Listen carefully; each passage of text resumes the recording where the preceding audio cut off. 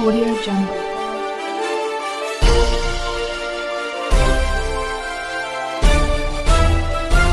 Audio Jungle. ವಿಷಯವನ್ನು ಹೇಳಲಿಕ್ಕೆ ಹೋಗ್ತೀವೋ ಇದೊಂದು ಸಂಪೂರ್ಣ ವಿಶೇಷವಾದಂತಹ ವಿಷಯ. ಏನು ಅಂದರೆ ಮಹಿಳೆಯರಿಗೆ ಸಂಬಂಧಪಟ್ಟಂತಹ ಒಂದು ಪ್ರಮುಖ ದಿನಾಚರಣೆ ಮಹಿಳಾ ದಿನಾಚರಣೆ. ಇದು ಮಾರ್ಚ್ 8ನೇ ತಾರೀಕು ನಡೆಯುವಂತಹ ದಿನಾಚರಣೆ. ನಾವು ಸಹಜವಾಗಿ ಏನು ಮಾಡ್ತಾ ಇರ್ತೀವಿ ಅಂದರೆ ವಾಟ್ಸಪ್ ಫೇಸ್ಬುಕ್ಕಲ್ಲೆಲ್ಲ wish you happy women's day, ಮಹಿಳಾ ದಿನಾಚರಣೆಯ ಶುಭಾಶಯಗಳು, ಈ ಥರ ಬರೀ ಶುಭಾಶಯಗಳನ್ನು ಶೇರ್ ಮಾಡ್ತಾ ಇರ್ತೀವಿ. ಆದರೆ ಆ ದಿನದ ಸಂಪೂರ್ಣ ಮಾಹಿತಿಯನ್ನು ತಿಳ್ಕೊಳ್ಳೋದು ತುಂಬ ಮುಖ್ಯ ಆಗುತ್ತೆ. ಮಹಿಳೆಯರ ಮಹತ್ವ ಮತ್ತು ಮಹಿಳಾ ದಿನದ ಮಹತ್ವವನ್ನು ನಾವೆಲ್ಲರೂ ತಿಳ್ಕೊಂಡು ಅದನ್ನು ಬೇರೆಯವರಿಗೆ ಈ ದಿನ ತಿಳಿಸ್ಬೇಕಾಗಿರುತ್ತೆ. ಈ ನಿಟ್ಟಿನಲ್ಲಿ ನಾವು ಈ ಒಂದು ಪ್ರಯತ್ನವನ್ನು ಮಾಡ್ತಾ ಇದ್ದೀವಿ ಸ್ನೇಹಿತರೆ.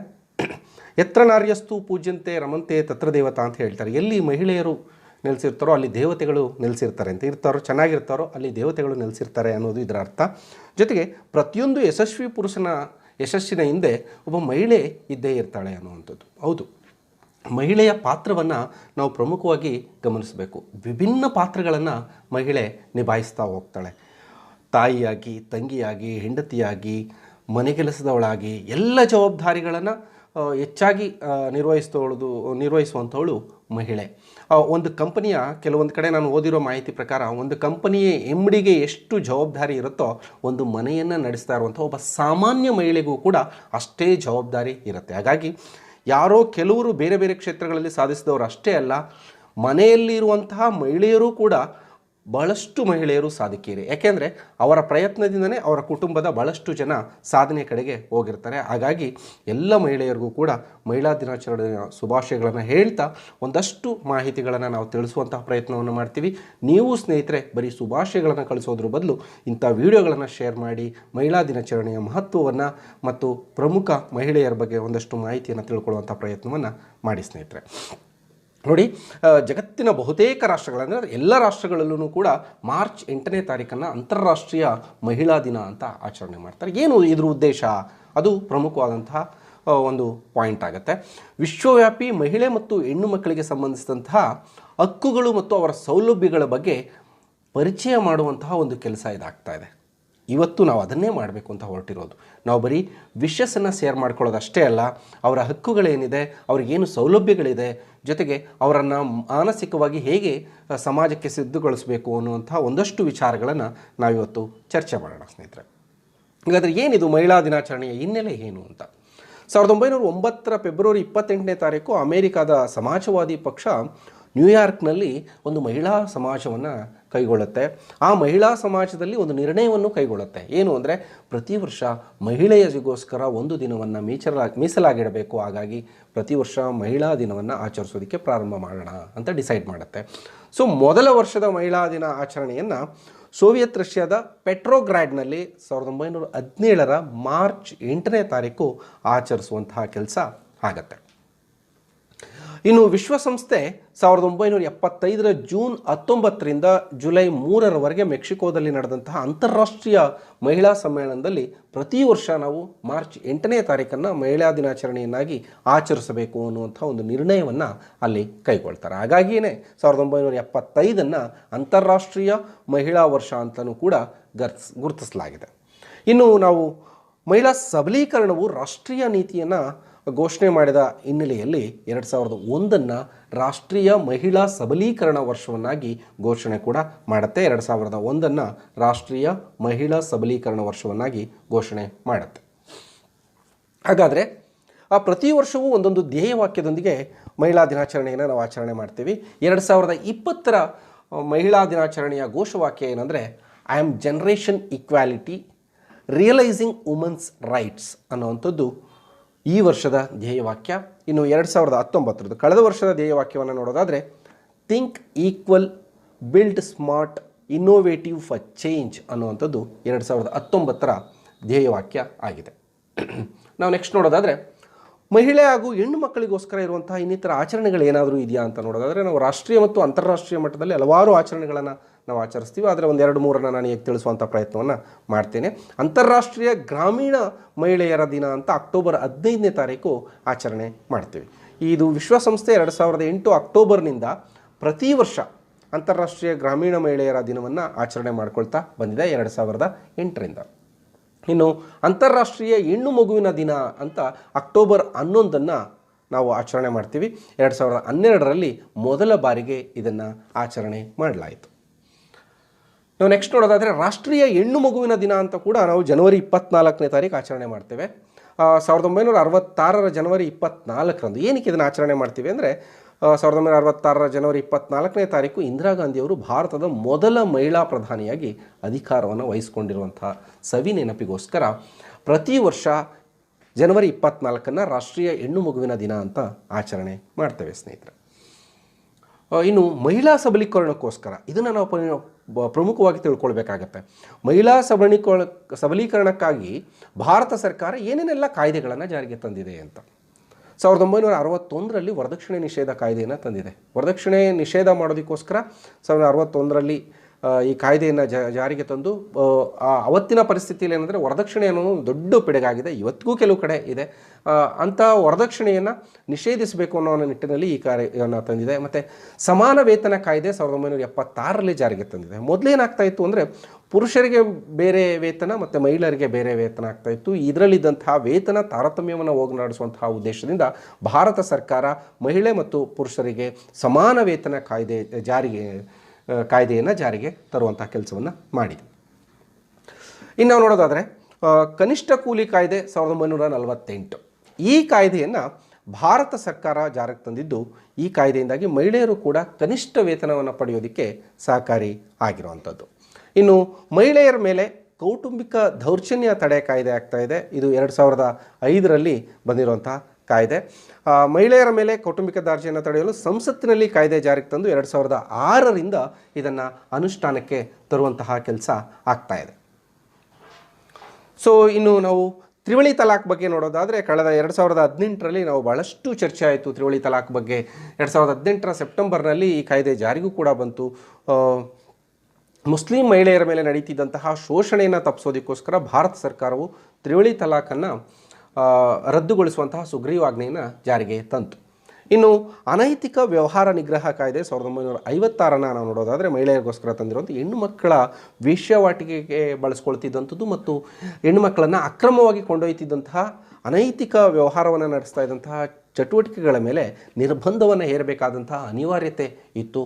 ಈ ಕಾರಣದಿಂದಾಗಿ ಅನೈತಿಕ ವ್ಯವಹಾರ ನಿಗ್ರಹ ಕಾಯ್ದೆ 1956 ಜಾರಿಗೆ ತರುವಂತಹ ಕೆಲಸ ಆಯಿತು ಮಹಿಳೆಯರ ಸೇಫ್ಟಿಗೋಸ್ಕರ.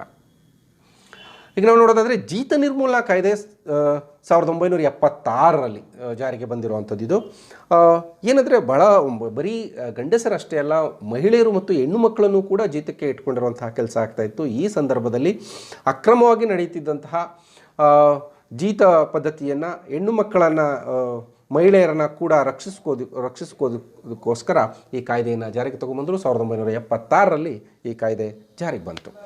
ಇನ್ನು ನಾವು ಬಾಲಕಾರ್ಮಿಕ ನಿಷೇಧ ಕಾಯ್ದೆ 1986 ನಾವು ನೋಡೋದಾದರೆ ಬಾಲಕಾರ್ಮಿಕರಲ್ಲಿ ಮಹಿಳೆಯರು ಕೂಡ ಒಳಗೊಂಡಿದ್ದು 14 ವರ್ಷದ ಒಳಗಿನ ಮಕ್ಕಳನ್ನು ಬಾಲಕಾರ್ಮಿಕ ಪದ್ಧತಿಯಿಂದ ಮುಕ್ತಗೊಳಿಸೋದಕ್ಕೋಸ್ಕರ ಈ ಕಾಯ್ದೆಯನ್ನು ಜಾರಿಗೆ ತರಲಾಯಿತು. ಈ ಮೂಲಕ ಅನೇಕ ಹೆಣ್ಣು ಮಕ್ಕಳು ಬಾಲಕಾರ್ಮಿಕ ಪದ್ಧತಿಯಿಂದ ಮುಕ್ತಿಯನ್ನು ಹೊಂದಿದ್ರು. ನಾವಿನ್ನು ನೆಕ್ಸ್ಟ್ಗೆ ಹೋಗೋದಾದರೆ ಶಬರಿಮಲೆ ದೇಗುಲಕ್ಕೆ ಮಹಿಳೆಯರ ಪ್ರವೇಶದ ಕುರಿತಾಗಿ ಭಾಳಷ್ಟು ಚರ್ಚೆಗಳು ಗಲಾಟೆಗಳು ತುಂಬ ನಡೀತು. ಆದರೆ ಕೇರಳ ರಾಜ್ಯದ ಪ್ರಸಿದ್ಧ ಹಿಂದೂ ದೇವಾಲಯ ಅನಿಸಿದಂತಹ ಶಬರಿಮಲೆ ಅಯ್ಯಪ್ಪ ಸ್ವಾಮಿ ದೇವಸ್ಥಾನಕ್ಕೆ ಮಹಿಳೆಯರಿಗೆ ಪ್ರವೇಶದ ಅನುಮತಿಯ ತೀರ್ಪನ್ನು ಕೂಡ ನಮ್ಮ ಕೋರ್ಟ್ ನೀಡಿತು. ಇನ್ನು ವಿಶೇಷ ವಿವಾಹ ಕಾಯ್ದೆ 1954ರಲ್ಲಿ ಜಾರಿಗೆ ಬಂದು ಇದರ ಮೂಲಕ ಅವರು ಏನಾದರೂ ಅಂತರ್ಜಾತೀಯ ವಿವಾಹವನ್ನು ಆಗೋದಾದರೆ ಅದಕ್ಕೆ ಪ್ರೋತ್ಸಾಹವನ್ನು ಕೂಡ ಇದರಲ್ಲಿ ನೀಡಿತು. ಅದು ಕೂಡ ಒಂದು ಮಹಿಳಾ ಸ್ವಾತಂತ್ರ್ಯದ ಒಂದು ಅಂಗವಾಗಿ. ಮತ್ತು ಬಾಲ್ಯ ವಿವಾಹ ನಿಷೇಧ ಕಾಯ್ದೆಯನ್ನು 2006ರಲ್ಲಿ ಜಾರಿಗೆ ತಗೊಂಬಂತು. ಭಾಳಷ್ಟು ಹೆಣ್ಣು ಮಕ್ಕಳನ್ನು ತುಂಬ ಚಿಕ್ಕ ವಯಸ್ಸಿನಲ್ಲಿ 6 ವಯಸ್ಸು 10 ವಯಸ್ಸು ಕೆಲವೊಂದು ತುಂಬ ಬಾಲ್ಯದಲ್ಲೇ ಮಾಡ್ತಿದ್ರು. ಹಾಗಾಗಿ 18 ವರ್ಷಕ್ಕಿಂತ ಮೊದಲು ಮಕ್ಕಳಿಗೆ ಮದುವೆನ ಮಾಡಬಾರ್ದು ಹೆಣ್ಣುಮಕ್ಕಳಿಗೆ ಅನ್ನುವಂಥ ಕಾರಣಕ್ಕೋಸ್ಕರ ಬಾಲ್ಯ ವಿವಾಹ ನಿಷೇಧ ಕಾಯ್ದೆಯನ್ನು ಜಾರಿಗೆ ತಗೊಂಬಂದರು. ಇನ್ನು ಭಾರತೀಯ ವಿಚ್ಛೇದನ ಕಾಯ್ದೆಯನ್ನು 1969ರಲ್ಲಿ ಜಾರಿಗೆ ತಗೊಂಬಂದರು. ಇನ್ನು ಕೆಲಸದ ಸ್ಥಳದಲ್ಲಿ ಮಹಿಳೆಯರ ಮೇಲಿನ ದೌರ್ಜನ್ಯ ನಿಷೇಧ ಕಾಯ್ದೆ ಅಂತ 2013ರಲ್ಲಿ ತಗೊಂಬಂದರು. ಇದನ್ನು ಪ್ರಿವೆನ್ಷನ್ ಆಫ್ ಸೆಕ್ಷುವಲ್ ಹರಾಸ್ಮೆಂಟ್ ಅಂತ ನಾವು ಹೇಳ್ತೀವಿ. ಸೊ ಈ ಕಾಯ್ದೆಯ ಮೂಲಕ ಕೆಲಸದ ಸ್ಥಳದಲ್ಲಿ ಮಹಿಳೆಯರಿಗೆ ಯಾವುದೇ ರೀತಿಯ ದೌರ್ಜನ್ಯ ಕಿರುಕುಳಗಳಾದರೆ ಅದನ್ನು ಅಲ್ಲೇ ಅವರು ಬಗೆಹರಿಸ್ಕೊಳ್ಬೋದು. ಅಂತಹ ಒಂದು ಉತ್ತಮ ಪ್ರಯತ್ನ ಕೂಡ ಆಗಿದೆ. ಇನ್ನು ಮಾತೃತ್ವ ಪ್ರಯೋಜನ ಕಾಯ್ದೆ 1861ರಲ್ಲಿ ಜಾರಿಗೆ ತಂದಿದ್ದಾರೆ. ಇನ್ನು ನಾವು ನೋಡೋದಾದರೆ ಕೇಂದ್ರ ಮತ್ತು ರಾಜ್ಯ ಸರ್ಕಾರದ ಮಹಿಳಾ ಕಾರ್ಯಕ್ರಮಗಳ ಬಗ್ಗೆ ನೋಡೋದಾದರೆ ಮಾತೃಪೂರ್ಣ ಯೋಜನೆ ಅಂತ ಒಂದು ಯೋಜನೆಯನ್ನು ಜಾರಿಗೆ ತಗೊಂಬಂದರು. ಇದು ಗರ್ಭಿಣಿ ಮಹಿಳೆ ಮತ್ತು ಬಾಣಂತಿಯರಿಗೆ ಮಧ್ಯಾಹ್ನದ ಬಿಸಿ ಊಟ ಅಥವಾ ಉಪಹಾರವನ್ನು ನೀಡುವಂತಹ ಪ್ರಯತ್ನ ಮಾತೃಪೂರ್ಣ ಯೋಜನೆಯ ಮೂಲಕ ಆಯಿತು. ಇನ್ನು ಮಾತೃಶ್ರೀ ಮುಖ್ಯಮಂತ್ರಿ ಮಾತೃಶ್ರೀ ಯೋಜನೆ ಅಂತ ಜಾರಿಗೆ ಬಂತು. ಇದರಲ್ಲಿ ಗರ್ಭಿಣಿಯರಿಗೆ 3 ತಿಂಗಳು ಮತ್ತು ಬಾಣಂತಿಯರಿಗೆ 3 ತಿಂಗಳು ತಲಾ ಮಾಸಿಕ 2,000 ರೂಪಾಯಿಗಳನ್ನು ನೀಡುವಂತಹ ಪ್ರಯತ್ನ ಆಯಿತು. ಇನ್ನು ಮಾತೃವಂದನಾ ಕಾರ್ಯಕ್ರಮದಲ್ಲಿ ನೋಡೋದಾದರೆ ನಾವು ಗರ್ಭಿಣಿ ಮತ್ತು ಬಾಣಂತಿಯರಿಗೆ ಹಣಕಾಸಿನ ಸಹಕಾರವನ್ನು ಮಾಡೋದಕ್ಕೋಸ್ಕರ ನಗದು ವರ್ಗಾವಣೆಯ ಸಹಾಯಧನವನ್ನು ಮಾಡುವಂತಹ ಪ್ರಯತ್ನ ಇದರಲ್ಲಿ ಆಯಿತು. ನಾವು ನೆಕ್ಸ್ಟ್ ನೋಡೋದಾದರೆ ಧನಶ್ರೀ ಯೋಜನೆ, ಇದು HIV ಸೋಂಕಿತ ಮಹಿಳೆಯರಿಗೆ ಪುನರ್ವಸತಿಯನ್ನು ಒದಗಿಸುವಂತಹ ಕೆಲಸವನ್ನು ಇವರು ಮಾಡ್ತಾ ಹೋಗ್ತಾರೆ. ಸುಕನ್ಯಾ ಸಮೃದ್ಧಿ ಯೋಜನೆ, ಇದು ಇನ್ನೊಂದು ನೋಡೋದಾದರೆ ನಾವು ಬಾಲಕಿಯರಿಗೆ ಸಣ್ಣ ಸಣ್ಣ ಉಳಿತಾಯವನ್ನು ಮಾಡ್ಕೊಳ್ಬೇಕು ಅನ್ನೋ ಯೋಜನೆಯಲ್ಲಿ ಸ್ತ್ರೀಶಕ್ತಿ ಯೋಜನೆ BPL ಕುಟುಂಬದ ಮಹಿಳೆಯರನ್ನು ಸ್ವಸಹಾಯ ಸಂಘಗಳ ಮೂಲಕ ಸಂಘಟನೆ ಮಾಡುವಂತಹ ಒಂದು ಪ್ರಯತ್ನ ಆಯಿತು. ಹಾಗಾಗಿ ಅದಕ್ಕೋಸ್ಕರ ಇವನ್ ಪೋಸ್ಟ್ ಆಫೀಸ್ನಲ್ಲೂ ಕೂಡ ಇದನ್ನು ಪೇ ಮಾಡ್ಬೋದು. ಸುಕನ್ಯಾ ಸಮೃದ್ಧಿ ಯೋಜನೆ ಅದಕ್ಕೋಸ್ಕರ ತೊಗೊಂಬಂದರು ಮಹಿಳೆಯರಿಗೋಸ್ಕರ. ಇನ್ನು ಮನಸ್ವಿನಿ ಯೋಜನೆ ಅಂತ ಒಂದು ಯೋಜನೆಯನ್ನು ಜಾರಿಗೆ ತೊಗೊಂಬಂದರು. ಅದು 40ರಿಂದ 64 ವರ್ಷದ ಅವಿವಾಹಿತ ಮತ್ತು ವಿಚ್ಛೇದಿತ ಮಹಿಳೆಯರಿಗೆ ಸಾಮಾಜಿಕ ಭದ್ರತೆಯನ್ನು ನೀಡುವಂಥ ನಿಟ್ಟಿನಲ್ಲಿ ಈ ಯೋಜನೆ ಆಯಿತು. ಪ್ರತಿ ತಿಂಗಳು ಅವರಿಗೆ 500 ರೂಪಾಯಿಯನ್ನು ನೀಡುವಂಥ ಒಂದು ವ್ಯವಸ್ಥೆ ಜಾರಿಗೆ ಬಂತು. ಕಳೆದ ಸರ್ಕಾರದಲ್ಲಿ ಸ್ವಲ್ಪ ಜಾಸ್ತಿ ಮಾಡಿರುವಂಥ ಸಾಧ್ಯತೆಗಳು ಕೂಡ ಇದೆ. ಇನ್ನು ಮೈತ್ರಿ ಯೋಜನೆ ಆದರೆ 40 ವರ್ಷ ಮೀರಿದ ಲೈಂಗಿಕ ಅಲ್ಪಸಂಖ್ಯಾತರಿಗೆ ಸಾಮಾಜಿಕ ಭದ್ರತೆಯನ್ನು ನೀಡುವಂತಹ ಕೆಲಸವನ್ನು ಕೂಡ ಮೈತ್ರಿ ಯೋಜನೆಯಲ್ಲಿ ಮಾಡಲಾಗ್ತಾ ಇದೆ. ನಾವು ನೋಡೋದಾದರೆ ಸಮೃದ್ಧಿ ಯೋಜನೆ, ಇದು ಗ್ರಾಮೀಣ ಮತ್ತು ನಗರ ಪ್ರದೇಶದ ಬೀದಿ ಬದಿ ವ್ಯಾಪಾರ ಮಾಡುವಂತಹ ಮಹಿಳೆಯರಿಗೆ ಆರ್ಥಿಕ ನೆರವನ್ನು ನೀಡಲಿಕ್ಕೋಸ್ಕರ ರೂಪಿಸಿದಂತಹ ಯೋಜನೆ ಸಮೃದ್ಧಿ ಯೋಜನೆ ಆಗಿದೆ. ಮಹಿಳೆಯರು ಸಖಿ ಯೋಜನೆ ಅಂತ ಇನ್ನೊಂದು ಯೋಜನೆ ಬಂತು. ಇದು ದೌರ್ಜನ್ಯಕ್ಕೊಳಗಾದಂತಹ ಮಹಿಳೆಯರಿಗೆ ಒಂದೇ ಸೂರಿನಡಿ ಕಾನೂನಿನ ನೆರವನ್ನು ನೀಡುವಂತಹ ಒಂದು ಪ್ರಯತ್ನ ಆಯಿತು. ಆ ಯೋಜನೆಯನ್ನು ನಾವು ಸಖಿ ಯೋಜನೆ ಅಂತ ನಾವು ಕರಿತೇವೆ.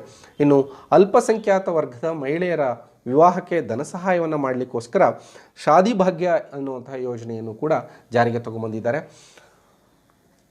ನೆಕ್ಸ್ಟ್ ನೋಡೋದಾದರೆ ತಾಯಿ ಭಾಗ್ಯ ಯೋಜನೆ, ಅದು ಮಕ್ಕಳ ಮತ್ತು ತಾಯಂದಿರ ಮರಣ ಪ್ರಮಾಣವನ್ನು ಕಡಿಮೆ ಮಾಡುವಂಥ ಉದ್ದೇಶದಿಂದ ಈ ಪ್ರಯತ್ನ ಆಗ್ತಾ ಇದೆ. ಜನನಿ ಸುರಕ್ಷಾ ಯೋಜನೆ, ಆಸ್ಪತ್ರೆಗಳಲ್ಲಿ ಹೆರಿಗೆ ಮಾಡಿಸ್ಕೊಳ್ಳೋದಕ್ಕೆ ಪ್ರೋತ್ಸಾಹವನ್ನು ನೀಡುವಂಥ ಯೋಜನೆ ಇದಾಗಿದೆ. ಇನ್ನು ಮಡಿಲು ಯೋಜನೆ ಅಂತ ಒಂದು ಯೋಜನೆಯನ್ನು ಜಾರಿಗೆ ತಗೊಂಬಂದರು. ಇದು ಹೆರಿಗೆ ನಂತರ ತಾಯಿ ಮತ್ತು ಮಗುವಿನ ಆರೈಕೆಗೆ ಅಗತ್ಯ ಸಾಮಗ್ರಿಗಳನ್ನು ನೀಡುವಂತಹ ದೃಷ್ಟಿಯಿಂದ ಈ ಯೋಜನೆಯನ್ನು ಜಾರಿಗೆ ತರಲಾಯಿತು. ಮಡಿಲು ಯೋಜನೆಯನ್ನು ಜಾರಿಗೆ ತರಲಾಯಿತು. ಇನ್ನು ನಾವು ಇವೆಲ್ಲ ಮಹಿಳಾ ಸಬಲೀಕರಣಕ್ಕೋಸ್ಕರ, ಮಹಿಳೆಯರನ್ನು ಪ್ರೋತ್ಸಾಹಿಸೋಕ್ಕೋಸ್ಕರ ಮಾಡಿರುವಂಥ ಯೋಜನೆಗಳಾಗಿದ್ದರೆ, ಒಂದಷ್ಟು ಮಹಿಳೆಯರು, ನನ್ನ ಪ್ರಕಾರ ಪ್ರತಿಯೊಬ್ಬ ಮಹಿಳೆಯೂ ಕೂಡ ಸಾಧಕಿಯೇ. ಯಾಕೆಂದರೆ ಒಂದು ಕುಟುಂಬದ ಸಂಪೂರ್ಣ ಜವಾಬ್ದಾರಿಯನ್ನು ಆಕೆ ವಹಿಸ್ಕೊಂಡಿರ್ತಾಳೆ. ಒಂದು ಮಹಿಳೆ ಯಾವುದೇ, ನಮಗೆಲ್ಲ ಗೊತ್ತಿರೋ ರೀತಿ, ಒಂದು ಕುಟುಂಬದಲ್ಲಿ ಒಂದು ಮಹಿಳೆ ಇಲ್ಲ ಅಂದರೆ ಪುರುಷ ಎಷ್ಟು ದಡಬಡಾಯಿಸಿ ಹೋಗ್ತಾನೆ, ಅವನಿಗೆ ಎಷ್ಟು ಕಷ್ಟಗಳು ಸಂಧಿಸುತ್ತೆ. ಪ್ರತಿಯೊಂದು ಕೆಲಸವನ್ನು ಮನೆಯ ಎಲ್ಲ ಜವಾಬ್ದಾರಿಗಳನ್ನು ಮಹಿಳೆ ಹೊತ್ಕೊಂಡಿರ್ತಾರೆ. ಪುರುಷ ಹೊರಗಡೆ ಹೋಗಿ ದುಡಿದು ಬರ್ಬೋದು, ಆದರೆ ಮಹಿಳೆಯ ಜವಾಬ್ದಾರಿ ಮನೆಯಲ್ಲಿ ಹೆಚ್ಚಾಗಿರುತ್ತೆ. ಹಾಗಾಗಿ ನನ್ನ ದೃಷ್ಟಿಯಲ್ಲಿ ಪ್ರತಿಯೊಬ್ಬ ಮಹಿಳೆಯೂ ಕೂಡ ಸಾಧಕಿಯೇ. ಅದನ್ನು ಹೊರತುಪಡಿಸಿ ಒಂದಷ್ಟು ಸಾಧಕಿಯರ ಲಿಸ್ಟ್ಗಳನ್ನು ನಾವು ನೋಡ್ತಾ ಹೋಗೋದಾದರೆ, ಭಾರತದಕ್ಕೆ ನಾವು ತಗೊಂಡು ನೋಡೋದಾದರೆ ರಜಿಯಾ ಸುಲ್ತಾನ ಅನ್ನೋರು, ಇವರು ದೆಹಲಿ ಸುಲ್ತಾನರ ಗುಲಾಮಿ ಮನೆತನಕ್ಕೆ ಸೇರಿದಂಥ ಮೊದಲ ಮತ್ತು ಏಕೈಕ ಮಹಿಳಾ ಆಡಳಿತಗಾರ್ತಿ ಈಕೆ ಆಗಿದ್ದಾಳೆ. ಈಕೆಯ ಅವಧಿ 1236ರಿಂದ 1240ರವರೆಗೆ ಆಗಿದೆ. ಇನ್ನು ಕಿತ್ತೂರು ರಾಣಿ ಚೆನ್ನಮ್ಮ, ವೀರ ರಾಣಿ ಚೆನ್ನಮ್ಮ, ಇವರು ಬ್ರಿಟಿಷರ ದತ್ತು ಮಕ್ಕಳಿಗೆ ಅಕ್ಕಿಲ್ಲದ ನೀತಿಯ ವಿರುದ್ಧ ಹೋರಾಡಿದಂತಹ ಹೋರಾಟಗಾರ್ತಿ ಈಕೆ ಆಗಿದ್ದಾರೆ. ಇನ್ನು ಝಾನ್ಸಿ ರಾಣಿ ಲಕ್ಷ್ಮೀಬಾಯಿ 1857 ಮೇ 10ರಂದು ಮೀರತ್ನಲ್ಲಿ ಪ್ರಾರಂಭವಾದಂತಹ ಸಿಪಾಯಿ ದಂಗೆಯ ಭಾಗವಾಗಿ ಝಾನ್ಸಿಯಲ್ಲಿ ದಂಗೆಯನ್ನು ಎದ್ದಂತಹ ಮಹಿಳೆ ಈಕೆ ಆಗಿದ್ದಾಳೆ. ಈ ಮಹಿಳೆಯನ್ನು ಅಪಾಯಕಾರಿ ದಂಗೆಕೋರ ನಾಯಕಿ ಅಂತಲೂ ಕೂಡ ಕರೆದಿದ್ದಾರೆ.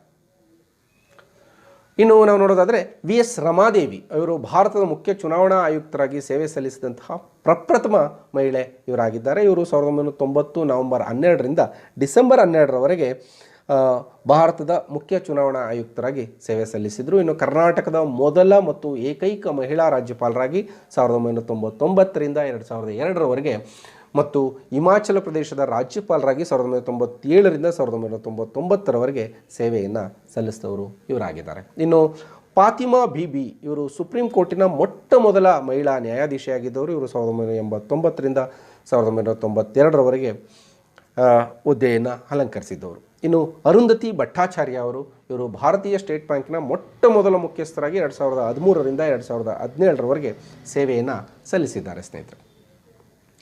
ಇನ್ನು ನಾವು ನೋಡೋದಾದರೆ ಸಾವಿತ್ರಿಬಾಯಿ ಫುಲೆ ಇವರು ಜ್ಯೋತಿರಾವ್ ಬಾಪುಲೆ ಅವರ ಪತ್ನಿಯಾಗಿದ್ದಂತಹ ಸಾವಿತ್ರಿಬಾಯಿ ಫುಲೆ ಅವರು ಪೂನಾದಲ್ಲಿ ಹೆಣ್ಣು ಮಕ್ಕಳಿಗೋಸ್ಕರ 1848ರಲ್ಲಿ ಶಾಲೆಯನ್ನು ತೆರೆದು ಶಿಕ್ಷಣವನ್ನು ನೀಡಿದರು. ಹಿಂದೆ ಒಂದು ವ್ಯವಸ್ಥೆ ಇತ್ತು, ಹೆಣ್ಣು ಮಕ್ಕಳು ಶಿಕ್ಷಣವನ್ನು ಪಡೆಯೋದೇ ಒಂದು ತಪ್ಪು ಅಪರಾಧ ಅನ್ನೋ ರೀತಿಯಲ್ಲಿತ್ತು. ಅಂತಹ ಸಂದರ್ಭದಲ್ಲಿ ಹೆಣ್ಣು ಮಕ್ಕಳಿಗೋಸ್ಕರ ಶಾಲೆಯನ್ನು ತೆರೆಯುವಂತಹ ಶ್ರೇಷ್ಠ ಕೆಲಸವನ್ನು ಇವರು ಮಾಡಿದ್ರು. ಈ ಮೂಲಕ ಭಾರತದ ಮೊದಲ ಮಹಿಳಾ ಶಿಕ್ಷಕಿ ಎನ್ನುವಂತಹ ಬಿರುದನ್ನು ಬ್ರಿಟಿಷ್ ಸರ್ಕಾರ ಇವರಿಗೆ ನೀಡಿತು. ಇನ್ನು ಅನ್ನಾ ಚಾಂಡಿ ಇವರು ನೋಡಿದ್ರೆ ಭಾರತದ ಮೊಟ್ಟ ಮೊದಲ ಹೈಕೋರ್ಟ್ ಮಹಿಳಾ ನ್ಯಾಯಮೂರ್ತಿ ಅನ್ನಾ ಚಾಂಡಿ ಅವರಾಗಿದ್ದಾರೆ.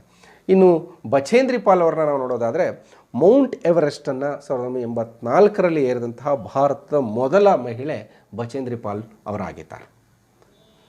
ಇನ್ನು ನಾವು ನೋಡೋದಾದರೆ ಮೀರಾ ಕುಮಾರಿ ಇವರು ಮೊಟ್ಟ ಮೊದಲ ಮಹಿಳಾ ಸಭಾಪತಿ, 15ನೇ ಲೋಕಸಭೆಯ ಸಭಾಪತಿಯಾಗಿದ್ದವರು. ಇವರು 2009ರಿಂದ 2014ರವರೆಗೆ ಮಹಿಳಾ ಸಭಾಪತಿಗಳಾಗಿ ಇದ್ದಂಥವರು. ಇನ್ನು ಆಶಾಪೂರ್ಣಾದೇವಿಯವರು ಸಾಹಿತ್ಯ ಕ್ಷೇತ್ರವನ್ನು ನೋಡೋದಾದರೆ ಬಂಗಾಳಿ ಸಾಹಿತಿ ಮತ್ತು ಕವಯಿತ್ರಿಯಾದಂತಹ ಆಶಾಪೂರ್ಣಾದೇವಿಯವರು 1976ರಲ್ಲಿ ಜ್ಞಾನಪೀಠ ಪ್ರಶಸ್ತಿಯನ್ನು ಪಡ್ಕೊಂಡಿದ್ದಾರೆ. ಈ ಮೂಲಕ ಜ್ಞಾನಪೀಠ ಪ್ರಶಸ್ತಿಯನ್ನು ಪಡೆದಂತಹ ಮೊಟ್ಟ ಮೊದಲ ಮಹಿಳೆ ಆಶಾಪೂರ್ಣಾದೇವಿಯವರು ಅಂತ ಅನ್ನಿಸ್ಕೊಂಡಿದ್ದಾರೆ. ಇನ್ನು ಗೀತಾ ಗೋಪಿನಾಥ್ ಅವರನ್ನು ನೋಡೋದಾದರೆ ಇವರು ಅಂತಾರಾಷ್ಟ್ರೀಯ ಹಣಕಾಸು ನಿಧಿಯ ಆರ್ಥಿಕ ಸಲಹೆಗಾರ ಹುದ್ದೆಯನ್ನು ಅಲಂಕರಿಸಿದಂತಹ ಮೊಟ್ಟ ಮೊದಲ ಮಹಿಳೆ ಇವರಾಗಿದ್ದಾರೆ. ಇನ್ನು ನಾವು ನೆಕ್ಸ್ಟ್ ನೋಡೋದಾದರೆ ಕಿರಣ್ ಬೇಡಿ ಅವರು ಪೊಲೀಸ್ ಇಲಾಖೆಯಲ್ಲಿ ನಮಗೆ ಗೊತ್ತಿರೋ ಹಾಗೆಯೇ ಇವರು ಭಾರತದಲ್ಲಿ 1972 ಜುಲೈ 16ರಂದು ಪೊಲೀಸ್ ಸೇವೆಗೆ ಸೇರಿಕೊಂಡ್ರು. ಪೊಲೀಸ್ ಸೇವೆಗೆ ಸೇರಿಕೊಂಡಂತಹ ಮೊಟ್ಟ ಮೊದಲ ಭಾರತೀಯ ಮಹಿಳೆ IPS ಮಹಿಳೆ ಈಕೆ ಆಗಿದ್ದಾರೆ. ಇನ್ನು ವಿಜಯಲಕ್ಷ್ಮಿ ಪಂಡಿತ್ ಅವರನ್ನು ನೋಡೋದಾದರೆ ಜವಾಹರ್ಲಾಲ್ ನೆಹರೂರವರು ಸೋದರಿಯಾಗಿರುವಂತಹ ವಿಜಯಲಕ್ಷ್ಮಿ ಪಂಡಿತ್ ಅವರು 1983ರಲ್ಲಿ ವಿಶ್ವಸಂಸ್ಥೆಯ 8ನೇ ಸಾಮಾನ್ಯ ಸಭೆಯ ಅಧ್ಯಕ್ಷತೆಯನ್ನು ಇವರು ವಹಿಸ್ಕೊಂಡಿದ್ದರು. ಈ ಮೂಲಕ ವಿಶ್ವಸಂಸ್ಥೆ ಸಾಮಾನ್ಯ ಸಭೆಯ ಅಧ್ಯಕ್ಷತೆಯನ್ನು ವಹಿಸ್ಕೊಂಡಿದ್ದಂತಹ ಮೊದಲ ಮಹಿಳೆ ವಿಜಯಲಕ್ಷ್ಮಿ ಪಂಡಿತ್ ಅವರು ಅಂತ ಅನಿಸ್ಕೊಂಡಿದ್ದಾರೆ. ಇನ್ನು ನಾವು ನೋಡೋದಾದರೆ ಪ್ರತಿಭಾ ದೇವಿ ಸಿಂಗ್ ಪಾಟೀಲ್ ಇವರು ಭಾರತದ 12ನೇ ರಾಷ್ಟ್ರಪತಿಗಳಾಗಿ 2007ರಿಂದ 2012ರಲ್ಲಿ ಕಾರ್ಯವನ್ನು ನಿರ್ವಹಿಸಿದಂತಹ ಮೊಟ್ಟ ಮೊದಲ ಮಹಿಳೆ ಇವರಾಗಿದ್ದಾರೆ. ಸುಖೋಯ್ ಯುದ್ಧ ವಿಮಾನವನ್ನು ಏರಿದಂತಹ ಮೊದಲ ಮಹಿಳೆ ಕೂಡ ಇವರು ಆಗಿದ್ದಾರೆ. ಹೀಗೆ ನಾವು ನೋಡೋದಾದರೆ ಸುಷ್ಮಾ ಸ್ವರಾಜ್ ಅವರನ್ನು ನೋಡೋದಾದರೆ ತಮ್ಮ 25ನೇ ವಯಸ್ಸಿನಲ್ಲೇ ಹರಿಯಾಣ ಸರ್ಕಾರದಲ್ಲಿ ಸಚಿವರಾಗಿದ್ದುಕೊಂಡು ಅತಿ ಕಿರಿಯ ವಯಸ್ಸಿನಲ್ಲಿ ಸಚಿವರಾದ ಮಹಿಳೆ ಇವರಾಗಿದ್ದಾರೆ. ಇನ್ನು ಸರೋಜಿನಿ ನಾಯ್ಡು ನೆಕ್ಸ್ಟ್ ನೋಡೋದಾದರೆ 1925ರಲ್ಲಿ ನಡೆದಂತಹ ಭಾರತೀಯ ರಾಷ್ಟ್ರೀಯ ಕಾಂಗ್ರೆಸ್ನ ಅಧ್ಯಕ್ಷತೆಯನ್ನು ವಹಿಸಿದಂಥ ಮೊದಲ ಭಾರತೀಯ ಮಹಿಳೆ ಸರೋಜಿನಿ ನಾಯ್ಡು ಆಗಿದ್ದಾರೆ. ಇವರನ್ನು ಭಾರತದ ಗಾನಕೋಗಿಲೆ, ಭಾರತದ ನೈಟಿಂಗೇಲ್ ಅಂತ ಕೂಡ ಕರೀತಾ ಇದ್ರು. ಇನ್ನು ನಾವು ಕಲ್ಪನಾ ಚಾವ್ಲಾ ಅವರನ್ನ ನೋಡೋದಾದರೆ ಮೊದಲ ಭಾರತ ಸಂಜಾತ ಮಹಿಳಾ ಗಗನಯಾತ್ರಿ ಅಂತ ಅನ್ನಿಸ್ಕೊಂಡವರು Kalpana Chawla ಅವರಾಗಿದ್ದಾರೆ. 2003 February 1ರಂದು Colombia ಗಗನನೌಕೆ STS-87 ಗಗನಯಾತ್ರೆಯನ್ನು ಮುಗಿಸ್ಕೊಂಡು ಭೂಮಿಗೆ ಮರಳ್ತಾ ಇದ್ದಂತಹ ಸಂದರ್ಭದಲ್ಲಿ ತಾಂತ್ರಿಕ ದೋಷದಿಂದಾಗಿ ತನ್ನ 6 ಜನ ಸಹೋದ್ಯೋಗಿಗಳೊಂದಿಗೆ ಅಥವಾ ಸಹೋದ್ಯೋಗಿ ಗಗನಯಾತ್ರಿಗಳೊಂದಿಗೆ ಇವರು ಕೂಡ ಮರಣವನ್ನು ಅಪ್ತಾರೆ. ಇನ್ನು ಆರತಿ ಶಹಾ ಇವರು 1959ರಲ್ಲಿ ಇಂಗ್ಲಿಷ್ ಕಡಲ್ಗಾಲುವೆಯನ್ನು ಈಜಿದಂತಹ ಮೊಟ್ಟ ಮೊದಲ ಏಷ್ಯನ್ ಮತ್ತು ಭಾರತೀಯ ಮಹಿಳೆ ಇವರಾಗಿದ್ದಾರೆ. ಇನ್ನು MS ಸುಬ್ಬಲಕ್ಷ್ಮಿ ಅವರನ್ನು ನೋಡೋದಾದರೆ ಭಾರತ ರತ್ನ ಪಡೆದ ಮೊದಲ ಭಾರತೀಯ ಸಂಗೀತಗಾರ್ತಿ ಇವರಾಗಿದ್ದಾರೆ. ಇವರಿಗೆ 1998ರಲ್ಲಿ ಭಾರತ ರತ್ನ ಪ್ರಶಸ್ತಿ ಬಂತು.